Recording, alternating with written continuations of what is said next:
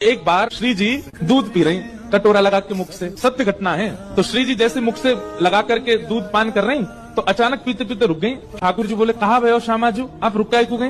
बोले ऐसा लग रहा है कि यार दूध में कछु पड़ो है का। ठाकुर जी बोले लाओ मुझे दिखा। तो जैसे श्री जी ने दी, ठाकुर जी ने देखी ना यहाँ में तो कछु ना है, बिल्कुल बढ़िया दूध है, आप काय को ना पी रही? अरे कछु ना है, ले पियो। श्री जी ने फिर से मुख से लगा, अरे ना ना वो तो कछु दिख रहा है यहाँ में। ठाकुर जी ने फिर लियो। ठाकुर जी बोले अरे कछु ना है, उंगली बोर के नेक ऐसे करके देखी, कुछ भी नहीं उसमें, ले पियो। श्री जी ने फिर मुख, अरे ना देखो यहाँ में कछु है।